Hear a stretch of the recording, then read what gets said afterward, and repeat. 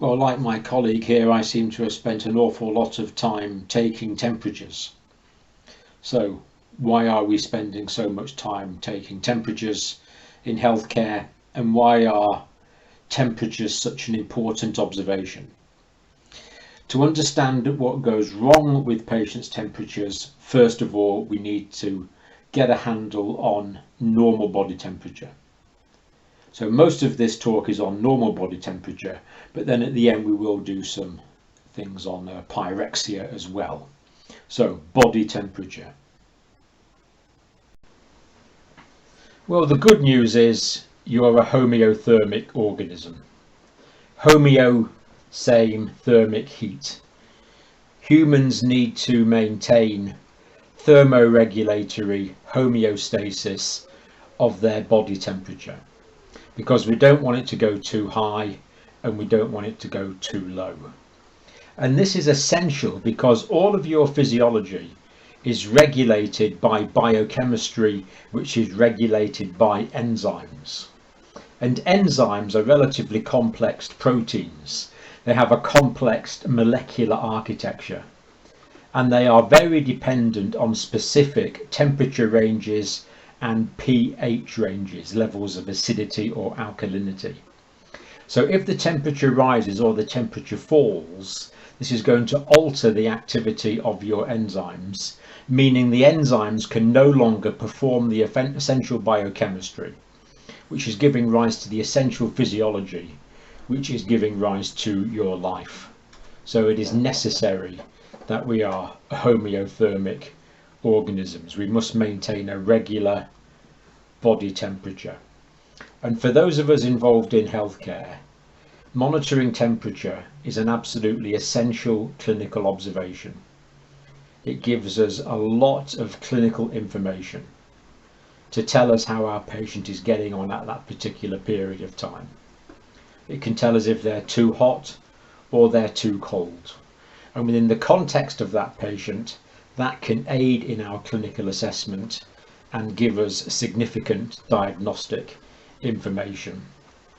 So I don't mind really too much how you do it, but you need to work out a way of ascertaining what your patient's core temperature is accurately. So the next slide should hopefully tell us the difference between core and peripheral temperature. Now it's useful to distinguish between core and peripheral temperature. So what is the difference between core temperature and peripheral temperature? Well, you probably notice that on a cold day you can get cold hands and feet. And this is because the body temperature at the periphery of the body, the arms, the legs, the hands, the feet, and the surface of the skin, is lower than the temperature at the core of the body. So the core temperature is the temperature in the main organs. So it should be the temperature in your liver, or the temperature in your lungs, or the temperature in your abdominal viscera, for example. That's the core temperature. Now in healthcare, it's really the core temperature that we are interested in. So when we're taking a patient's temperature, usually what we're interested in is their core temperature, because that is the main indicator of how their physiology is doing at that particular time. Whether they're hypothermic, hyperthermic, whether they've got a fever, it's the core temperature we need to try and ascertain. And this should be relatively constant in cool or warm environments. Now, if the environment is very cold, the patient can become hypothermic, and if the environment is very hot, so that the homeostatic thermoregulatory mechanisms are no longer able to cope, then patients can become hyperthermic. But for the most of the time, people are able to maintain a fairly constant body temperature in cool or warm environments. Now there is some diurnal variation, that's variation throughout the day. So the temperature tends to be lower overnight and then warmest in the evenings. And we can take this into account when we're doing temperatures clinically. We might expect a patient's temperature to be a little lower at 6 o'clock in the morning as opposed to 6 or 8 o'clock in the evening, where we would expect it to be a little warmer. And there is some menstrual cycle variation as well, typically about 0.5 of a degree higher during the second stage of the menstrual cycle. That is after ovulation has occurred, days 14 to days 28. Now the peripheral temperature, as we've said, is the surface of the skin, the hands and feet, and it's going to vary quite a lot depending on the ambient conditions. So the core temperature should stay relatively constant, whereas the peripheral temperature is going to vary. And if you think about it, if you think in terms of surface area to volume ratio, your hands and your feet have got quite a large surface area to a relatively small volume. Whereas when you're talking about the core of the body, you've got a larger volume and a smaller surface area. So if there's a large surface area and a relatively small volume, that means there's more opportunity for the heat in that volume of tissue to be lost to the environment. So core temperature and peripheral temperature. Well, what is normal body temperature? My temperature is normally about 36.5 degrees centigrade. I seem to run a fairly low body temperature. Other people run a body temperature slightly higher at 37 degrees centigrade. The textbooks tell us the normal is 36.9 degrees centigrade. And I think in Fahrenheit that's 98.4, or is it 98.6? Something like that. But anyway, in clinical practice in the UK, we always use the centigrade scale. So if we say 36 to 37 is normal, maybe a little cooler in the morning, maybe a little warmer in the evening. But then, of course, if you decide to go for a jog and do some exercise, your muscles are going to be producing lots of energy. The end product of every energy chain is going to be heat. And so muscular activity is going to generate heat, and that will increase body temperature. And this is quite a normal physiological response. So during exercise, your body temperature could easily go up to 38 or 39 degrees centigrade, and I would consider that really quite normal. But if the body temperature gets to 40 or above, that becomes a hyperthermia. That is too high. The body temperature is too high. And if it gets very high, that would be a severe hyperthermia. Now, there's another term here called hyperpyrexia.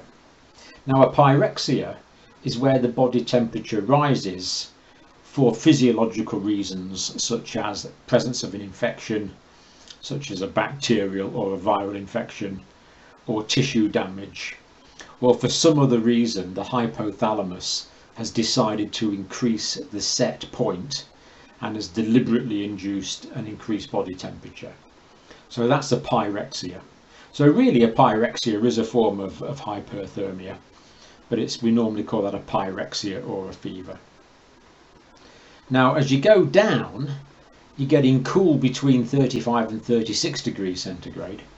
And anything below 35 degrees centigrade we will call a hypothermia. And we would start to get concerned at body temperatures anything below 35 degrees centigrade. So certainly if someone's core temperature was 34 degrees centigrade, I would be very concerned by that, because they are hypothermic. Now in a homeostatic system, we need receptors. So if we want to homeostatically regulate body temperature, we must be able to detect accurately what that body temperature is.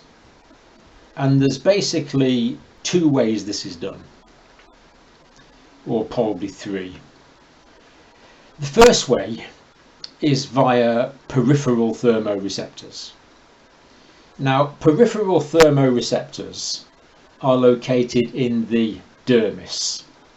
So in this diagram here we see the epidermis on top, and we see various peripheral sensory receptors in the skin, such as those for pain or those for tactility. But there are specific thermoreceptors, and there are different dermal thermoreceptors for heat and for cold. So when the skin starts getting too hot, the heat sensitive thermoreceptors will increase their depolarization rate, sending nerve impulses towards the central nervous system saying the skin is becoming too hot. And in the same way, when the skin becomes too cold, that will stimulate the cold dermal thermoreceptors, and they will increase their firing rate, sending waves of depolarization towards the central nervous system, informing the central nervous system that the skin is becoming too cold. And they're sometimes called the peripheral thermoreceptors. But there are central thermoreceptors as well. Now, these central thermoreceptors are probably in quite a few places in the body. The textbooks tell us that they're in the esophagus, the stomach, and the large abdominal veins, but they're probably in other places as well. And they detect the core temperature. So if you've ever been really cold, you kind of go beyond the normal experience of cold, and people will say they just feel cold inside. They feel cold all the way through. And this is because these central thermoreceptors are informing the brain that the body temperature is low, the core body temperature is low. Now, all this information is being fed to a part of the brain called the hypothalamus. And the hypothalamus itself will also detect temperature. So you could count the hypothalamus as a third type of thermoreceptor, or as another type of central thermoreceptors. So when you're feeling hot and cold on a day-to-day basis, that's primarily because your skin is feeling hot and cold, as detected by the heat receptors and the cold receptors in your dermis. But there are central thermoreceptors as well. Now, I've mentioned this specialized part of the brain, the hypothalamus. And the hypothalamus is in part of the brain called the diencephalon, as we see in this diagram. And the hypothalamus is actually just above the pituitary gland. So if you find the pituitary gland during anatomical dissection or in a model, the hypothalamus is just above that. And the hypothalamus is an absolutely amazing cluster of nuclei in the brain. There are nuclei for various homeostatic activities. Now, one of the anterior nuclei is very temperature dependent, or very temperature sensitive. It will detect relatively small changes in blood temperature. But there are other hypothalamic nuclei that control things like eating, stopping eating, drinking, sexual activity, and other things that various nuclei in the hypothalamus are involved in. But one of the anterior nuclei in the hypothalamus is the body thermostat. It is detecting the temperature of the blood which is going through it very accurately. And it's also receiving inputs from the thermoreceptors. Now, if the blood temperature going through the hypothalamus reduces, even by a little bit, the hypothalamus will instigate physiological measures to conserve heat and, if necessary, to generate extra heat to keep the body warm. Conversely, if the blood going through the hypothalamus is detected to becoming warmer, then the hypothalamus will instigate cooling mechanisms to reduce body temperature back down to the desired homeostatic level. And the hypothalamus has what we call a set point. It knows that it wants the body temperature to be exactly, for argument's sake, 37 degrees centigrade. So if the body temperature goes above 37 degrees centigrade, it will seek to cool the body down again back to 37 degrees centigrade. If the blood temperature goes below 37 degrees centigrade, it will instigate physiological mechanisms to warm the body back up to 37 degrees centigrade. So it has this set point about which it wants to control body temperature. So body temperature is regulated by this set point, this set temperature level in the hypothalamus. So the hypothalamus is detecting the temperature of the blood, it's receiving inputs from the thermoreceptors, and it is initiating neuronal impulses going out to various physiological systems in the body to either warm the body up or to cool it down. So why is it that the body is warm? What are the mechanisms of heat gain? Well, if it's a warm environment, heat can be gained from the environment. Or if we're out in the sun, we can get heat energy from the radiation in the sunlight, or from hot food and hot drinks. So some heat can come from the environment. But most of the heat in the body is as a result of metabolic processes. So in all the cells of your body, there are metabolic processes going on. And some of these metabolic processes are catabolic processes. Now, a catabolic process is a process where large molecules with energy-rich bonds are broken down into smaller molecules, liberating the energy from those bonds. So catabolic processes is breaking down large molecules and releasing energy. So most of the heat in the body has come from metabolic activity. So if we think of organs such as the brain, the heart, especially the liver and the kidneys, but all the organs to some extent are metabolically active and they will be producing heat. Now, around about the body there is subcutaneous adipose tissue, and this acts as a very effective insulating mechanism. So once the heat has been gained, it can be retained in the body via the subcutaneous fat, insulating the body from a colder environment. And body mass is a factor here, because if you're large, you're going to have a larger volume to surface area ratio. But if you're small, then your volume is going to be relatively small, but your surface area is going to be relatively large. And of course, this is particularly the case in children. Children have a relatively small body volume and a relatively large surface area. And this means that they can cool down and become cold and hypothermic much more quickly than adults.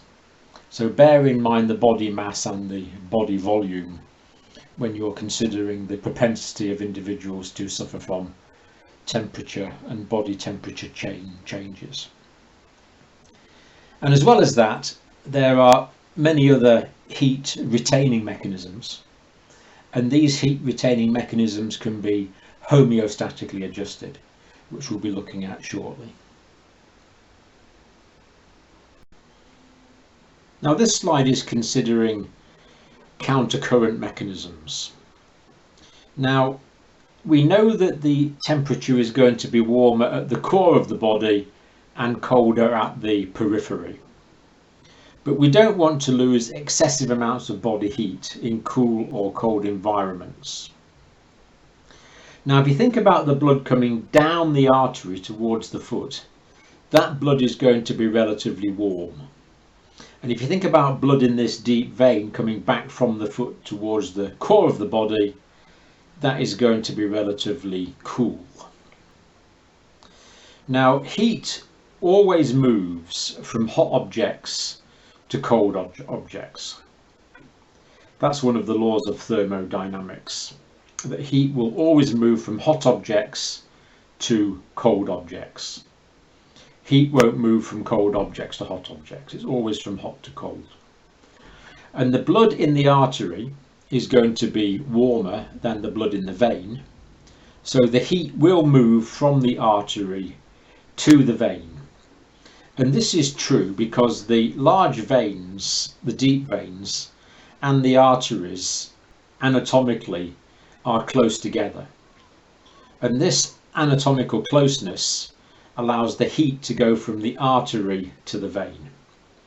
That means that the blood in the artery, when it arrives in the foot, is already going to be cooled, so that less heat is going to be lost from the foot. And it also means that as the blood is going back towards the core of the body in the deep vein, it's going to be warmer because it's already been warmed by the blood in the artery. Now, when the body is very warm, it's going to vasodilate the arterial supply to the hands and the feet. And lots of warm blood are going to go to the hands and the feet. And this is particularly important because the hands and the feet have a relatively large surface area, but a relatively small volume. So that means the blood going through the hands and the feet, if the body's too hot and the vessels, the arterial vessels, have dilated, sending lots of blood to the hands and the feet, that can mean that lots of warm blood are arriving in the hands and the feet, and that can be lost to the environment very effectively. So hands and feet are actually a good way to lose excess heat via this mechanism of arterial vasodilation if the body is too warm. But if the body is cool and we want to conserve the heat, then the countercurrent heat exchange with the heat going from the arteries to the veins will help keep the body warm, because that will minimize the amount of heat lost by the hands and the feet. So this anatomical arrangement means that heat can be effectively retained when the body is cool and we want to keep the body warm, but it also means that heat can be effectively lost when the body is too hot and we want to cool it down.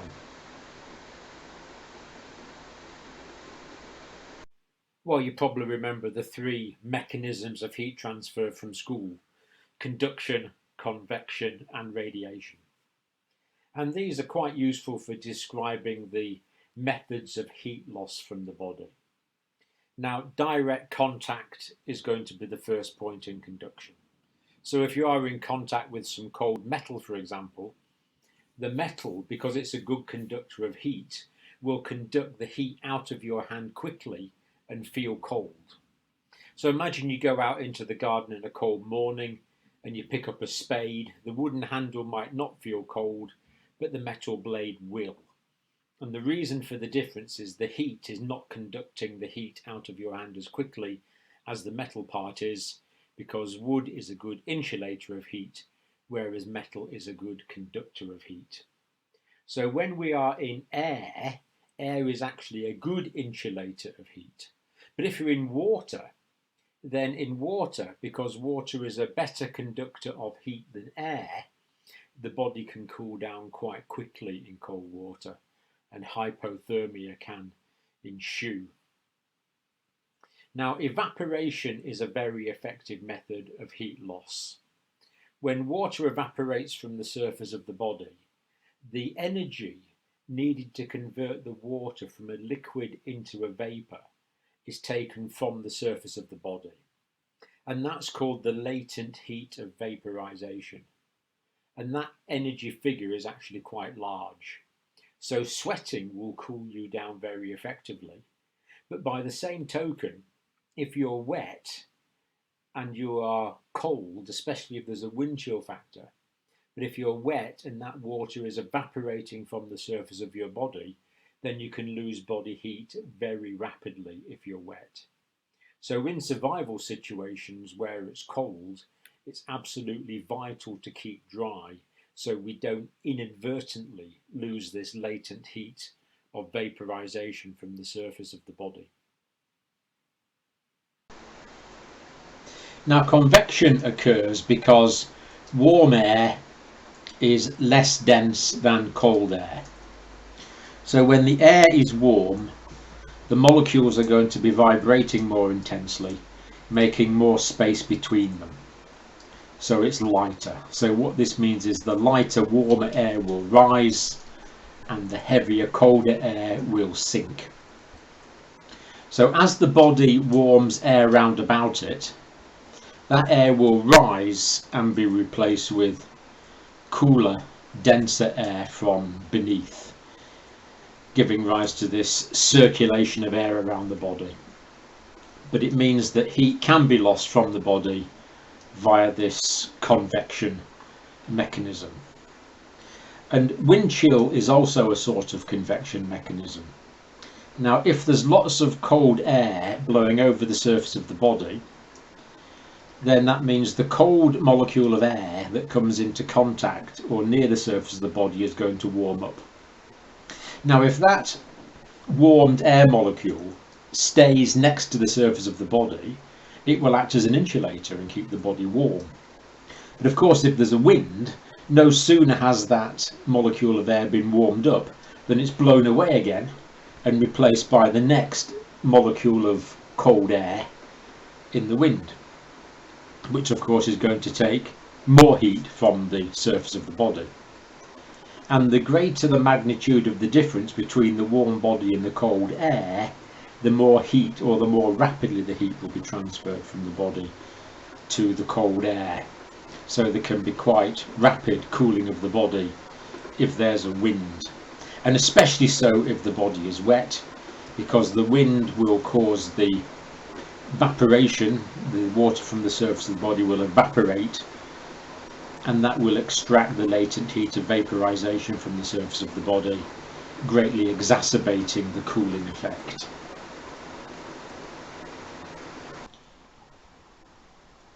So the third mechanism of heat loss from the body is radiation. Hot objects will radiate heat out into the environment via radiation. And the main radiation involved in the transfer of heat is infrared radiation. So the surface of the body and human skin will transmit externally infrared radiation, giving out radiation. And we can see this quite clearly if you use thermal imaging cameras, which are set to detect infrared radiation. You can see which parts of the body are hot and which parts of the body are cold. Now, human skin will absorb heat and radiate heat. It will do both. Now, this is true regardless of the colour of the skin. So if someone's black, they're going to absorb some heat, but they don't actually absorb more heat than white people. And the same is true for giving heat out. Black and white people give out heat at the same mechanism. Now, this might be a little bit surprising because we know that black objects normally absorb heat more quickly and give out heat more quickly. But with human skin, it doesn't really work. It's the same for the colour of for different skin colours, because in terms of infrared radiation, the skin colour looks the same. So if you look at black or white skin under infrared light, it's going to be the same colour. Of course, that does raise the interesting question of what is the advantage of being black, or what is the advantage of being white? Well, the big advantage of being black is that you're not going to sunburn very quickly, and you're going to be protected from melanoma and the effects of strong sunlight, whereas white people get sunburnt really quickly. So why isn't everyone black? Why is it an advantage to be white? Well, the advantage of being white is that you produce vitamin D more quickly. And this is why black people, or dark-skinned people of any type, if they're not exposed to enough sunlight, then there's a danger they're not going to produce enough vitamin D. So if you're dealing with dark-skinned people, especially if they live in northern or far southern latitudes, we have to make sure that they get enough vitamin D. But it's true with clothes. Dark clothes will absorb heat more quickly than lighter coloured clothes. So if you want to keep cool in a warm environment, better to wear lighter coloured clothes. You will absorb less heat from the environment in terms of radiation.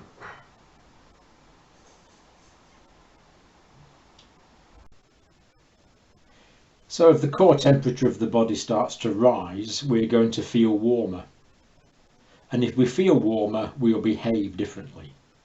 So we might take off some clothes. Or if we're in the sun, we'll go and sit in the shade. Or we'll stand where there's a breeze. Or we might try and find some water to cool off in. Or these days we'll go into where there's some air conditioning or put on a fan. We'll behave in a different way, and that behavioural change is consistent with lowering the body's core temperature. Now, if the behavioural change is insufficient to prevent the rise of core temperature, then the hypothalamus will induce physiological changes. And the first thing that will happen is there'll be peripheral vasodilation. The arteries can vasodilate to some extent, but particularly the arterioles will dilate. The precapillary sphincters will dilate, allowing more blood to go into the capillaries near the surface of the body. So the capillaries in the dermis and near the surface of the body will fill up with warm blood.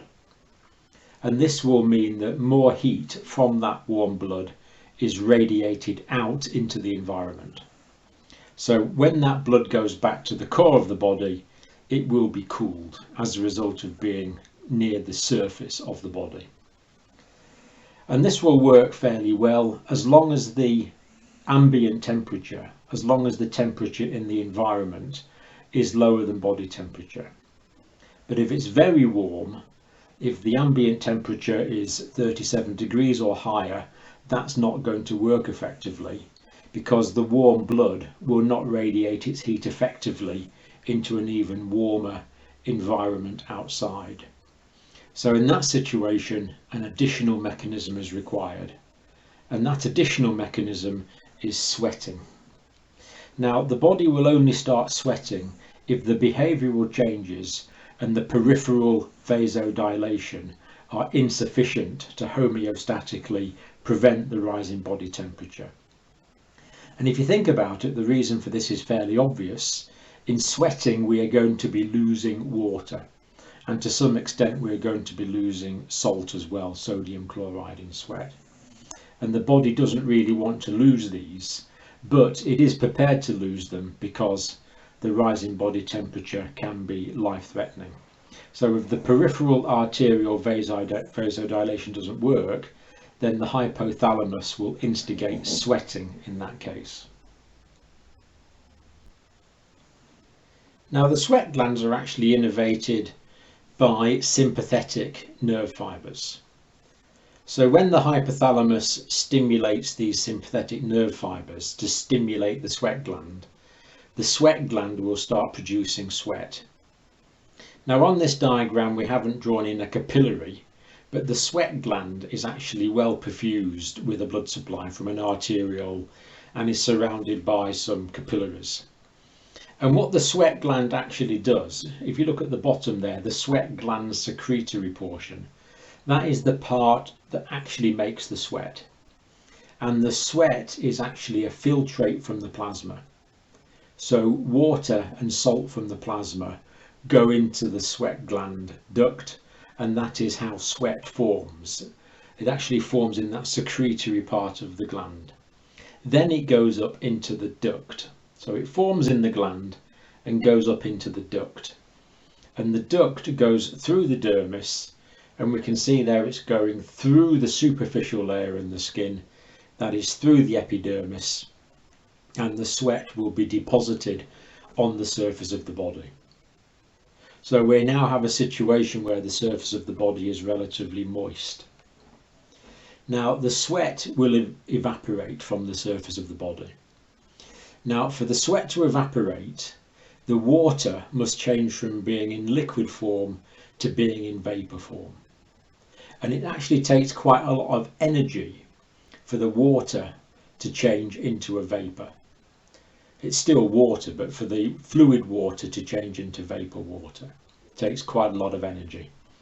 and that energy is extracted from the surface of the body as heat, and this is called the latent heat of vaporization. So heat is extracted from the surface of the body as the sweat evaporates. This is the mechanism of cooling. Now, how effective this is depends on the ambient humidity. So if you're in some environments where it's hot but the air is humid, the sweat is not going to evaporate very effectively, and you will still feel warm because the sweating mechanism is not working effectively. But if you're in a much drier environment, then in a dry environment the sweat will evaporate more readily, and therefore the latent heat of vaporization will be extracted from the surface of the body more readily, and you will be cooled down quickly. So I've been in environments in Cambodia, for example, where it's been 29 degrees and I felt remarkably hot, stiflingly hot, because it's a very high humidity, and this means that your sweat can't dry. And yet I might have been in other desert environments I can think of where it's been high 30s or 40 degrees centigrade, and actually you don't feel as hot because it's a very dry environment. And in the dry environment the sweat vaporizes quickly and helps to keep the body cool. So the efficiency of sweating is dependent on the ambient humidity. Cooling is better in low humidity environments. But regardless of the environment, the downside of sweating is that you're using up a lot of body water, and eventually this can cause dehydration if you don't drink enough. And if you become dehydrated, then two things are going to happen. First of all, less sweat is going to be produced, and that means that there's nothing to cool the body down. But as well as that, if you become dehydrated and hypovolemic, the body responds to that by peripherally vasoconstricting, and that means that the warm blood doesn't get to the surface of the body either. And in that situation, if someone's not sweating effectively, then body temperature can rise up quickly and dangerously, causing life-threatening hyperthermia. So when core temperature rises, these mechanisms, initiated by the hypothalamus, homeostatically thermoregulate body temperature back down towards desired physiological levels.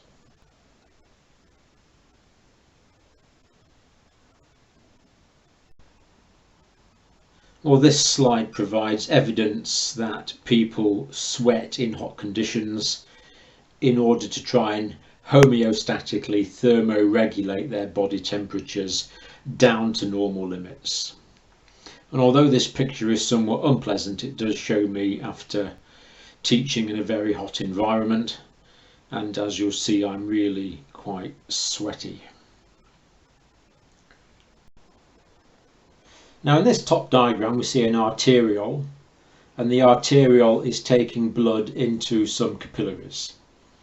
In reality there will be hundreds of capillaries, and we see the blood is drained by a venule, and we notice it's just below the skin surface. Now the arteriole, you see it goes thin before it goes into the capillaries at the area of the precapillary sphincter. So in this situation the precapillary sphincter is constricted, and that is reducing the amount of blood that will go to the surface of the body. Now this is the response you would expect in cold environments where it's necessary to conserve heat. So when it's cold we're going to get peripheral vascular vasoconstriction, particularly at the level of the precapillary sphincters, reducing the amount of blood going to the surface of the body, therefore reducing the amount of heat which is lost from that blood to the external environment. Conversely, when we're too warm, the precapillary sphincter will relax and dilate. That's going to increase the amount of blood that goes to the capillaries. More capillaries are going to be filled with blood, and the capillaries are going to be dilated. This means that more warm blood is going to be near the surface of the body, so heat is going to be radiated from the skin surface because of the warm blood underneath. And here we can see this young lady who's been exercising in a warm environment, and we can see that she's quite peripherally vasodilated. She's fairly flushed, especially her face is flushed. And this is because her precapillary sphincters have relaxed, increasing the amount of blood going to her superficial dermal capillary beds, meaning that more heat from this warm blood is going to be radiated out into the environment, meaning that she can reduce her body temperature down to the set point of the hypothalamus.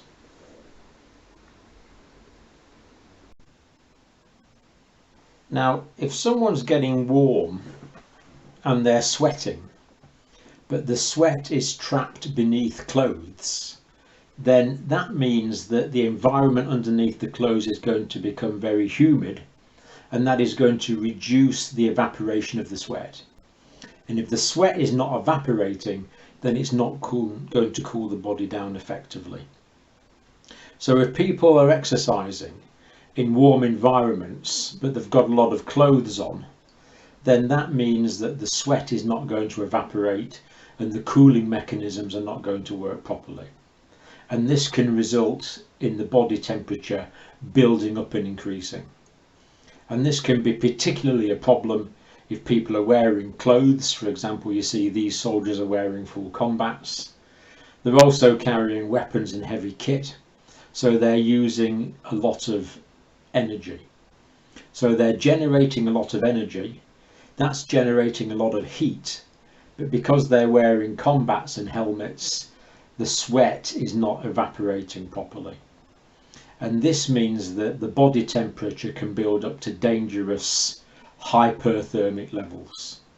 And this is a particular risk in soldiers who are tabbing or training. The tab is a tactical advance to battle where they're using a lot of energy in a short period of time. It could be a very hot day, but the sweat is not evaporating. So it's absolutely crucial that if people are in warm environments, we have to ensure that they have plenty of fluid to make the sweat, and we have to ensure that the sweat evaporates. If not, we are in a potentially dangerous situation. And it doesn't matter how tough you are or how fit you are, hyperthermia is always a life-threatening situation. Prevent it and take it seriously. Now we're thinking about the converse situation, and here the core temperature is falling. We are in a cold environment. And this is detected by the hypothalamus, and the hypothalamus must instigate mechanisms to keep us warm. So first of all, there's going to be behavioural change. We'll put on warm clothes, we'll go to a warm environment, we'll get out the wind. And particularly important here is that we try and keep dry. Because if someone is cold and wet, as the water evaporates from the surface of their body, it will take this latent heat of vaporization out of the surface of the body, and that will cool the body down further. So people that are cold and wet can become hypothermic really quite quickly. So first of all, there's behavioural change. And as we've already seen, the arterioles, the precapillary sphincters, will constrict. And this constricting of the precapillary sphincters will prevent warm blood from the core of the body going to the surface of the body where the heat can be lost. Now, this is not actually a mechanism to increase the total amount of heat that's in the body. It's more a heat conserving mechanism. It's conserving the heat that there is to the warm internal environment and not losing it to the cold external environment. But then as body temperature continues to drop, the hypothalamus will first of all initiate increased muscle tone. The skeletal muscles will develop more tone. And when the skeletal muscles have more tone, they're going to be using more energy, and that's going to produce more heat. So this is actually a thermogenic activity. More heat will be produced. And if that doesn't work, the muscles will start switching on and off very quickly, contracting and relaxing quickly, making us shiver. This was going to cause shivering. And shivering can produce quite a lot of heat. Shivering is going to produce about 3 times more heat than the normal metabolic body processes will. So if we're shivering, that's going to generate extra heat, keeping core temperature up, because the problem here, of course, is that core temperature is falling. And you can see this diagram here. There's a hair erector muscle. Now, if that contracts, that's going to stand the hair up. And the idea is if all the hairs are standing on end, that's going to trap air near the surface of the body. This is called a boundary layer. And air is a good insulator of heat. So this mechanism occurs to try and conserve heat. Although in most humans who aren't particularly hairy, it's not a particularly effective mechanism. Now, there can also be non-shivering thermogenesis. We've noted that shivering is a thermogenic activity, but there's non-shivering thermogenesis as well. Now, this is particularly effective in babies and young children. They have a lot of tissue called BAT, brown adipose tissue. So this is fatty tissue, but it's brown. And the reason this fatty tissue is brown is because it's packed full of mitochondria. And the mitochondria can generate a lot of heat. They have to use up fuel to do it. They have to use up fats and sugars to do it. But they can generate a lot of heat, keeping the infant warm in this process of non-shivering thermogenesis. And actually, even young adults do have some brown adipose tissue. So there can be non-shivering thermogenesis. And over time, if people are in cold environments, there's another form of non-shivering thermogenesis. And over time, if someone's in a cold environment, that will increase the amount of thyroid hormone in circulation. And thyroid hormone stimulates metabolic processes and will increase basal metabolic rate, meaning that the person generates more heat. So over time, thyroid levels can also increase the amount of non-shivering thermogenesis, generating more heat. Now, in this cold person, we can see that there's been lots of piloerection. That means that these small hair erector muscles have contracted, and I think you can see the hairs are standing upright. And because all the little hair erector muscles have contracted, you can see all these dimples in the surface of the skin. In English culture, English-speaking culture, we normally call this goosebumps or goose flesh, because it's got the appearance of the skin of a goose, I would imagine. Anyway, that's called piloerection. Now, in theory, that does build up a boundary layer, and I suppose it might be doing to some extent. And the warm air will be trapped near the surface of the body, and the air is a good insulator of heat. But I'm sure this is more effective in hairy animals than it is in most humans. Well, this is just a kind of summary slide. It shows the mechanisms available to the hypothalamus to balance heat loss and heat gain, to keep a homeostatic level of body temperature. And this, of course, is the principle of homeostasis. You can gain heat, you can lose heat, keeping the balance just right. So for most of us, for most of the time, the hypothalamus does a remarkably good job of balancing these conflicting requirements to maintain thermoregulation and homeostasis. Now, in cold environments, if the homeostatic mechanisms can't maintain body temperature, hypothermia will develop. And over time in hypothermia, there'll be a reduced metabolic rate because the enzymes are not facilitating the energy generating chemical reactions. And if there's a reduced metabolic rate, there will be reduced thermogenesis. So this leads to a downward spiral, and hypothermia is a life-threatening condition.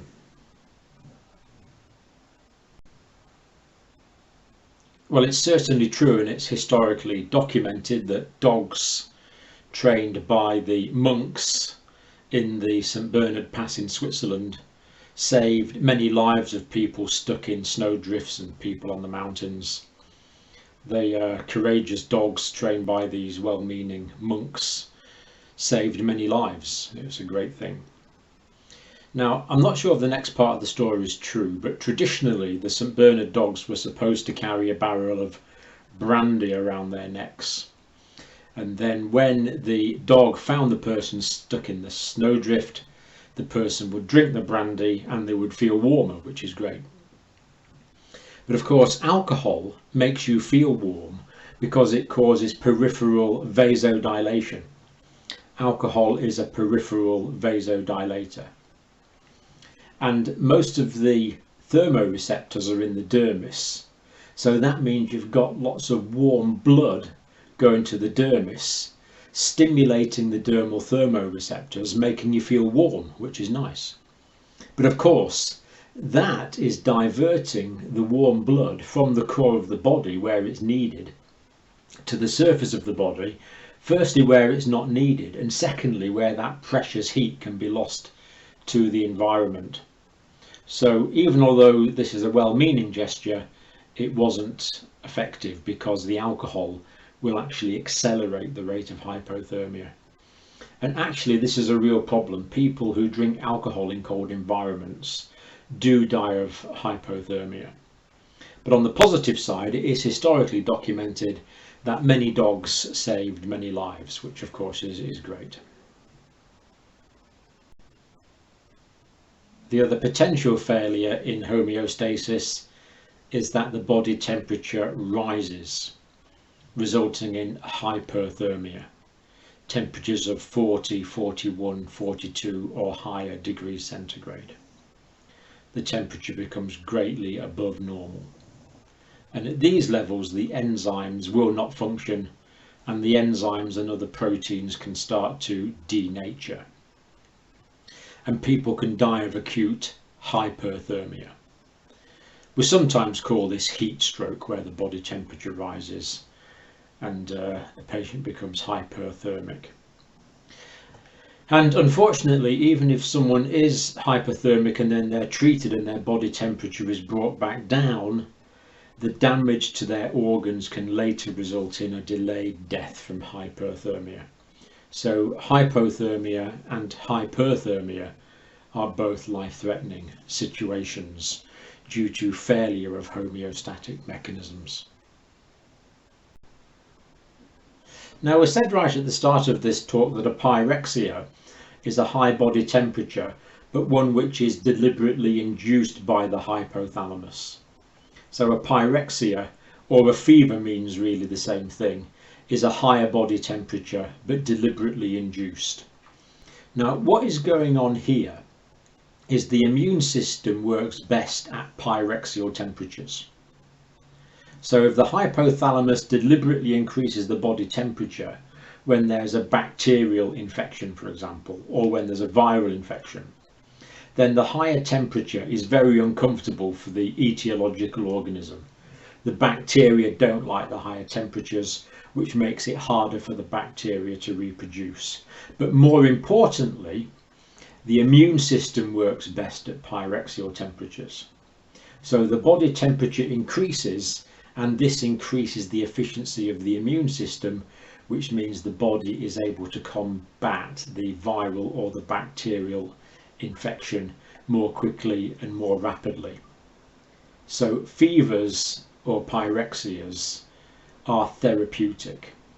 They are an adaptive response to increase the efficiency of the immune system.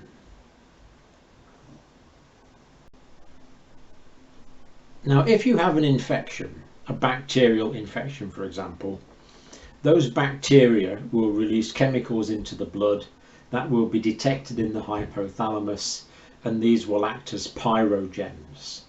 They will cause the hypothalamus to increase its set point, and that mechanism does seem to happen. But as well as that, if there's bacteria or viral infections in the body, that'll be recognized by the leukocytes, the body's white blood cells, and they will release cytokines, these chemical messengers produced by cells. And these cytokines will travel to the hypothalamus. And when those cytokines arrive at the hypothalamus, the hypothalamus knows that there is an infection. And when there is an infection, the hypothalamus will instigate prostaglandin mediated mechanisms that increase the set point of the hypothalamus. So if we look at this dotted line here, this represents the set point of the hypothalamus, and it's gone up under 0.1. So we have a situation here where the body temperature, which is the solid line, is actually below the set point of the hypothalamus. And when the body temperature is actually lower than the set point of the hypothalamus is trying to warm the body up to get it back to the set point. And when the body temperature is lower than the set point in the hypothalamus, we're going to feel cold. So during phase 1 here, the patient can suffer from rigors. They'll feel cold and they can be shaky as they're trying to increase their body temperature up to the set point. Now when the body temperature is up to the set point, that's good because that's increased the efficiency of the immune system. And then the immune system will hopefully dispose of the bacterial or viral infection, and at that point the hypothalamus can reduce its set point back down to normal. And if the body temperature is above the set point there, the person will feel warm as the body temperature starts to drop off back down to normal levels as determined by the set point in the hypothalamus. And the point labelled 3 here, when the body temperature first starts to drop, is called the crisis point. Because if antibiotics aren't available, when people develop fevers, or certainly historically this would be true, people would develop fevers and the family knew that fevers could sometimes result in death. So the family might gather round the febrile person with a pyrexia, hoping that they would get better. And when the body temperature first started to drop, that was the first indicator that they were likely to get better rather than to die. And that's called the crisis point. And then the temperature drops off back down to normal levels again as the person recovers. So if you think about this diagram, it makes sense. The dotted line is the set point in the hypothalamus, and the solid line is the body temperature trying to comply with that set point dictated by the hypothalamus. But this is all because the immune system works best at pyrexial temperatures.